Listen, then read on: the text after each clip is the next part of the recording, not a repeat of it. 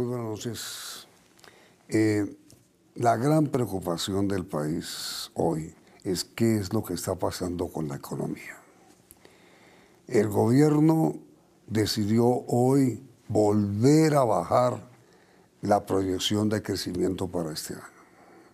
Estaba en 2.3 y se va a bajar hoy, esta noche, a 2.0, que era la proyección del Banco de la República. Ahora el gobierno acepta que el crecimiento no va a ser superior al 2%. El doctor Luis Fernando Mejía es el director nacional de planeación. Es nuestro invitado de esta noche. ¿Qué es lo que está pasando, doctor Mejía? Bueno, Yamil, con el especial saludo para usted, para todos los televidentes.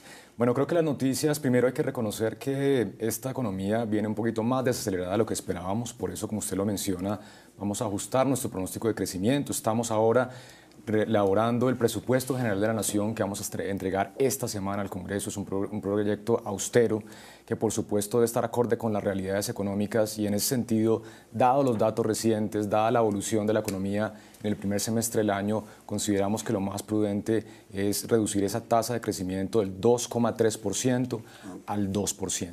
Eso implica, sin embargo, y a mí una noticia también positiva por otro lado, y es que para lograr un crecimiento del 2%, en la segunda mitad de este año debemos crecer a nivel del 2,8%. Es decir, seguimos esperando una aceleración del crecimiento en la segunda mitad de este año. Porque el primer trimestre fue de 1.0. 1.1. 1. Así y el es. segundo siguió bajo, 1. Va a estar por ese orden de magnitud, de alrededor de 1. ¿Y qué lo conduce a usted como director de planeación a pensar que en el segundo semestre algo va a mejorar la economía? Hay varios temas, Yamil. Primero, por ejemplo, el tema de 4G. La primera ola de concesiones ya viene en marcha, ya se vienen ejecutando las obras civiles de estas importantísimas inversiones en infraestructura. Eso va a adicionar al crecimiento económico del sector obras civiles que hace parte del sector construcción. También el tema de regalías, Yamil. Perdón, antes de regalías, sobre 4G, ¿en qué van los cierres financieros? Que todo el mundo se está quejando de esa situación. Ya hay varios cierres financieros de la primera ola, Yamil, ya hay 5 confirmados, hay otros que se van a cerrar en los meses de agosto, septiembre. Sin embargo, esto es muy importante, Yamil, a pesar de que esos cierres todavía no han finalizado completos para la primera ola, las obras físicas están andando y eso es lo que incentiva el crecimiento económico y eso es lo que vigoriza la economía colombiana. ¿Qué significa un cierre financiero para que todos entendamos, doctor Mejía?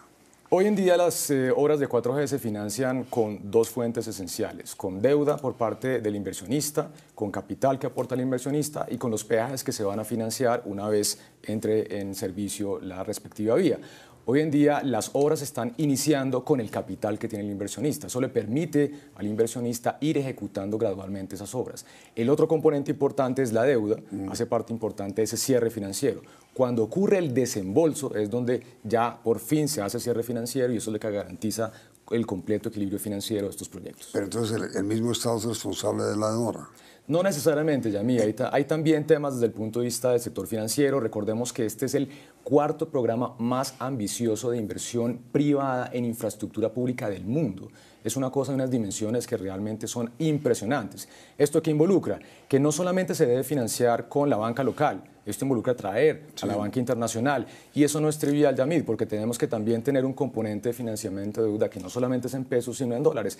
Todo eso hace más complicada la ingeniería financiera. ¿Pero las 4G sí van a estar en funcionamiento este año? Sí, señor. La primera ola va a tener cierre financiero completo este año, no para entrega total, es simplemente el avance de obra. Sí. Y por supuesto la idea es que esto continúe de aquí al mediano plazo. Esto más o menos ¿Pero que este año van a entregar alguna de las vías? No, señor. Estamos avanzando, por supuesto. ¿No alcanza ese gobierno tampoco? No probablemente, pero lo importante de nuevo, esto no es una política de gobierno, Yamil, esto es una política de Estado. Sí. Y cómo el gobierno entrega obras de infraestructura como un legado para mejorar la competitividad. Sí, pero entonces yo digo, si las vías 4G las van a entregar en el año 18, 19, ¿cómo espera usted que 4G impulse la economía ahora? Porque hay dos efectos, Yamil. Un efecto de corto plazo, que es en la medida en que se va construyendo la vía, eso va jalonando la actividad económica del sector de la construcción. El cemento que se compra, todos los ingenieros, toda lo que está detrás de esa construcción de las vías.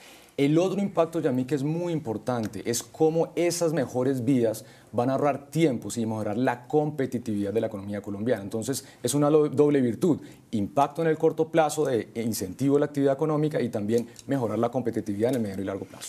Usted, doctor Mejía, mencionó hace un momento el presupuesto. Primero, ¿a cuánto va a ascender? Segundo, ¿cuánto recortan de funcionamiento y cuánto de inversión?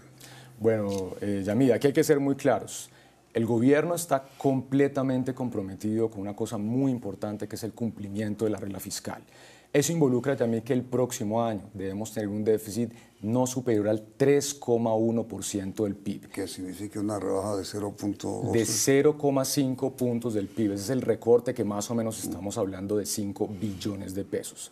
Eso involucra, por supuesto, dadas las inflexibilidades que hay por el lado del gasto de funcionamiento, que vamos a tener que ajustar la inversión de nuestro país. Eso va a tomar decisiones importantes. ¿Pero por qué la inversión y no el gasto público? ¿Qué es lo que todo el mundo dice? Mire, como decía el presidente de FENALCO, el doctor Botero, este es un gobierno, repitiendo una frase del doctor Uribe, este es un gobierno derrochón. De ninguna manera, Yamid. De hecho, el doctor Botero tiene razón en el sentido que el gobierno debe recortar los gastos, que es exactamente lo que vamos a hacer el próximo año. Medio punto de PIB de recorte. Uno dice funcionamiento, eso suena como salario solamente. ¿Qué cosas tan importantes van en el gasto de funcionamiento, Yamid? Las transferencias que se le hacen a las entidades territoriales por montos de 32 billones de pesos. ¿En regalías? No, señor, en el presupuesto de funcionamiento. Ahí hay un componente de transferencias. ¿Eso que paga, Yamid? Los maestros, los hospitales, los médicos de las regiones. No es trivial pensar que rápidamente vamos a hacer recortes. Por eso se recorta realmente lo que es absolutamente flexible, y usualmente eso, infortunadamente, está en el componente de la inversión. Sin embargo, Yamid, le quiero decir que estamos privilegiando especialmente las inversiones esenciales que van a tener un impacto en la actividad económica. Pero mientras usted me anuncia eso, nos anuncia eso, el gobierno también anuncia que regalías que estaban congeladas por 3 billones en las regiones las van a utilizar para... Así es. En esta austeridad económica tenemos que echarle mano a las fuentes que hay disponibles, Yamid. En el lado de regalías hay 12,7 billones de pesos. En mayo había, cuando el presidente me puso la tarea de hacer un plan de choque de regalías. ¿Qué estamos haciendo, Yamid? Un primer plan, y este es el primerito que tuvimos ya hace 3 semanas, fuimos todo el territorio, al departamento de la Guajira, al departamento de Bolívar, a todo lo que se llama Regional Caribe, equipo de planeación nacional, ministerios sectoriales, todos a viabilizar proyectos de inversión importantes que puedan generar dinámica de crecimiento desde las regiones. Hoy en día hay ineficiencias, hay que reconocerlos desde el punto de vista del sistema. Por eso este plan de choque está enfatizado a descongelar recursos que hoy en día ya están en cuentas bancarias, más de 12 billones de pesos, y esta aprobación de más de 620 mil millones de pesos va a dinamizar la ejecución desde las regiones. Tenemos una meta, Yamid, que esa fue la que nos puso el señor presidente de la República, de ejecutar 7 billones de pesos de las regalías este año. Pero ¿de qué manera este recorte a las regalías de los entes territoriales afecta su desarrollo? No, Yamid, porque una cosa es el presupuesto general de la nación, que es el presupuesto realmente que habla de funcionamiento e inversión con las transferencias que se le hacen al territorio, y hay otro presupuesto completamente aparte, que es el de regalías. Pero si ya se las han transferido. Sí, señor, esas regalías ya estaban transferidas, lo que pasa es que están en unas cuentas financieras sin aprobar. Por eso. Entonces vamos a trabajar con los alcaldes, Yamid, con los gobernadores. Oye, alcalde, gobernador. Sí, pero se las quitan. No, señor, de ninguna manera. Esto es al revés. Esto es un gana-gana para gobierno y para los alcaldes y los gobernadores. ¿Qué quieren mostrar ellos en este segundo año de gobierno? Gestión, ejecución, que están ejecutando obras importantes para el desarrollo. Nosotros como planeación, los ministerios sectoriales, estamos yendo a decirle, mire, están estos proyectos importantes para su territorio. Vamos de la mano a ejecutar estos recursos importantes que son un gana-gana para la actividad económica nacional y también para los territorios. Ahora, mira, doctor Mejía, el doctor Guillermo Botero dijo ayer en El Tiempo y reafirma permanentemente que el problema de la economía colombiana es que sus directores de la economía piensan en macroeconomía cuando el problema de la gente es de bolsillo, de microeconomía. Y estaba yo leyendo su hoja de vida, que es muy buena además, eh, y usted fue experto en el manejo de macroeconomía. Hablemos sobre ese tema inmediatamente después de comercial.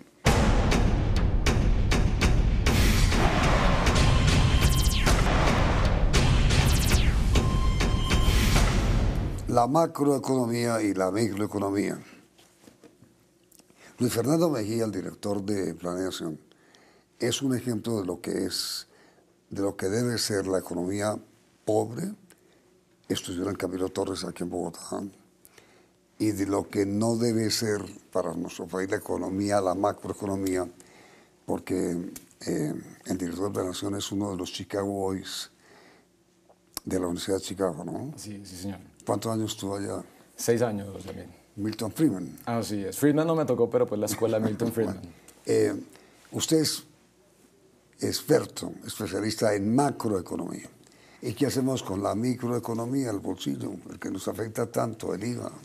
Así es, Yamid. Bueno, Planeación Nacional es una institución muy interesante desde el punto de vista económico porque tiene la voluntad más de no solamente mirar la coyuntura económica, la parte macro, como usted lo menciona, sino también la parte microeconómica.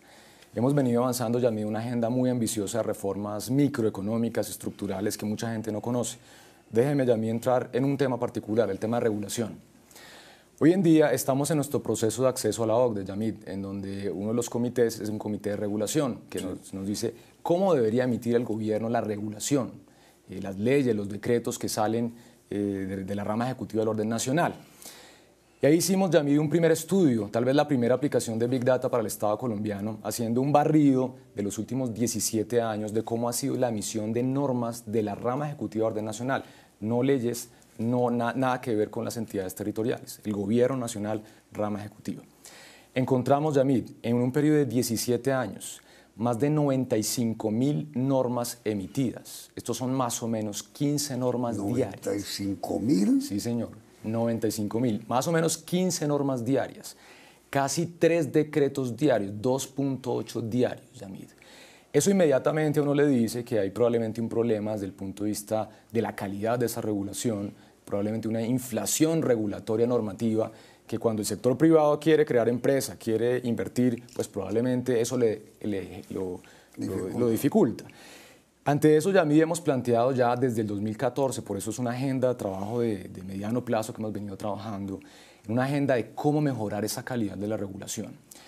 Uno de los primeros temas, Yamid, es que una regulación, suena trivial, no debería salir hasta tanto no se asegure que el beneficio de esa regulación sea superior al costo de la regulación. Suena trivial, pero eso hoy en día no pasa.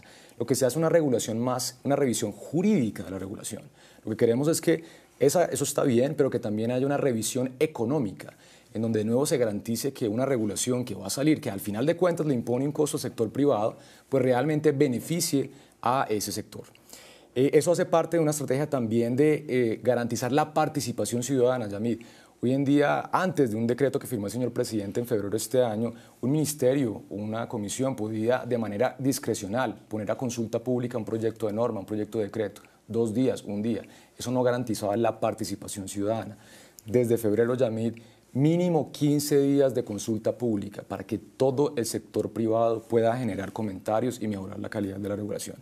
Y finalmente en esta estrategia, Yamid, vamos a lanzar en esta segunda parte de este año una plataforma única de consulta pública, en donde cualquier ciudadano puede consultar cuáles son los proyectos de norma que va a sacar el gobierno nacional para poder tener claro quién está regulando y en qué tiempos y cuál es el contenido. Eso es muy importante porque hoy en día eso está descentralizado en todos y cada uno de los ministerios y comisiones de regulación.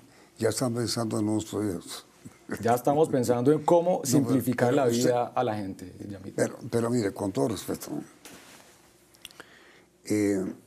la Ruta del Sol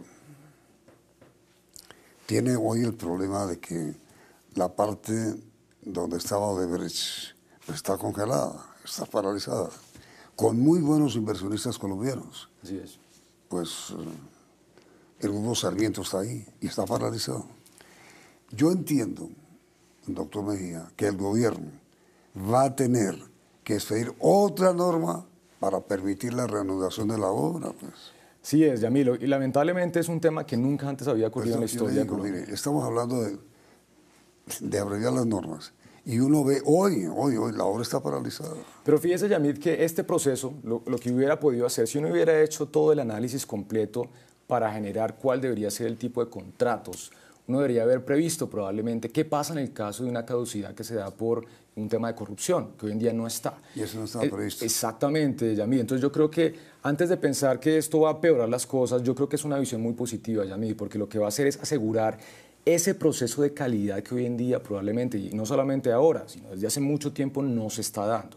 Yamid, para darle una dimensión del tema de la importancia de la regulación, en los países de la OCDE se estima que el costo de la regulación es de alrededor de 3,8% del PIB. Estamos hablando de cifras mayores. En Colombia hoy no sabemos cuál es el costo de la regulación. Mucho más. Y queremos hacer esa tarea, Yamid. Vamos a hacer unos pilotos para decirle al país, mire, este es el costo de la regulación y poder simplificar normas. Y mire, sobre esto de la corrupción, a propósito de Odebrecht en la Vía del Sol, ¿cómo va el CISBEN?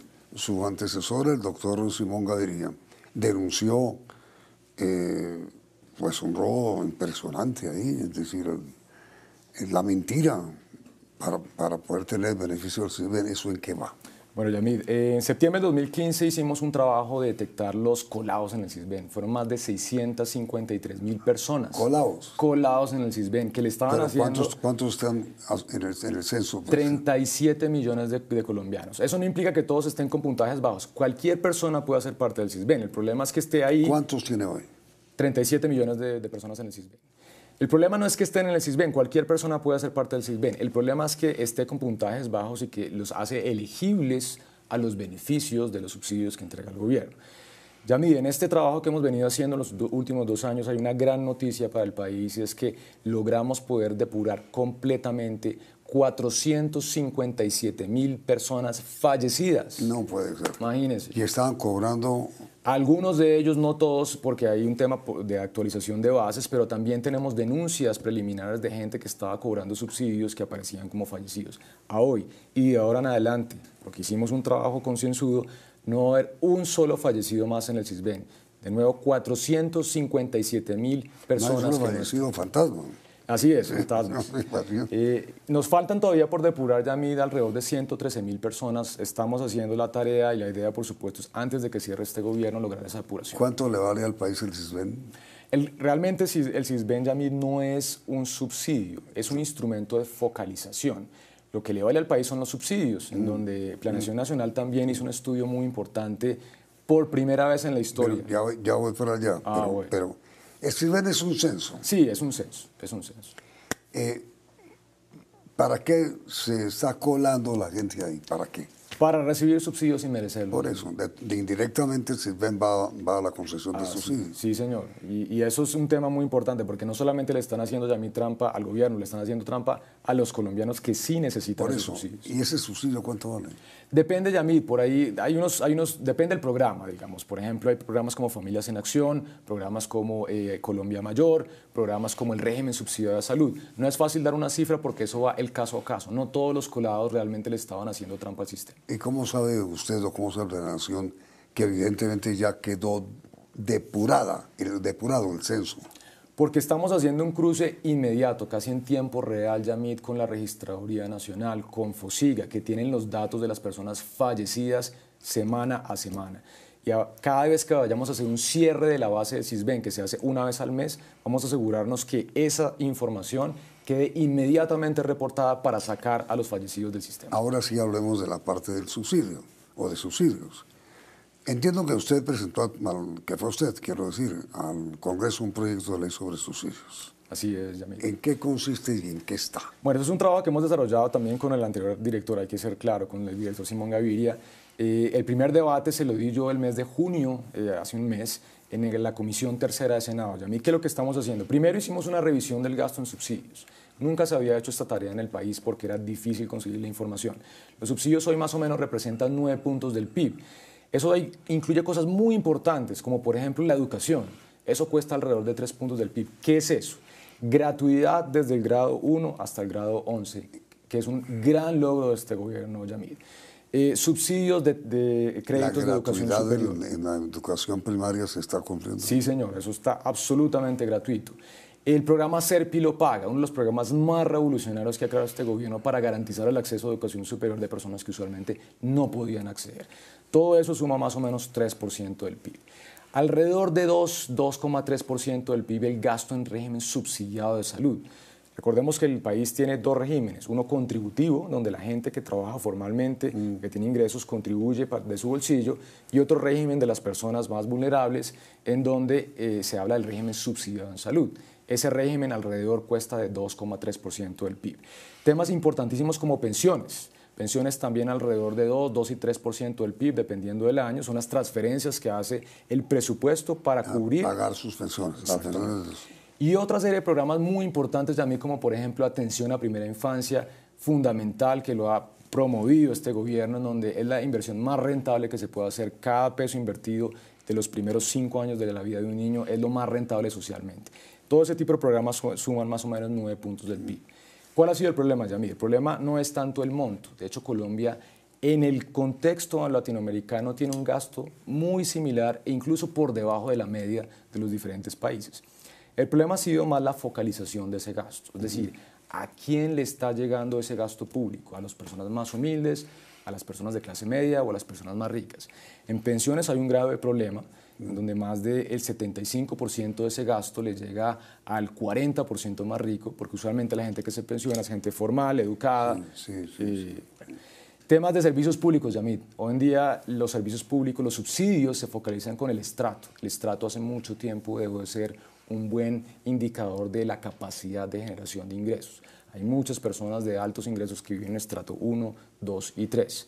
Eso involucra también una mala focalización de ese gasto. Ahora, doctor Mejía, pregunta final.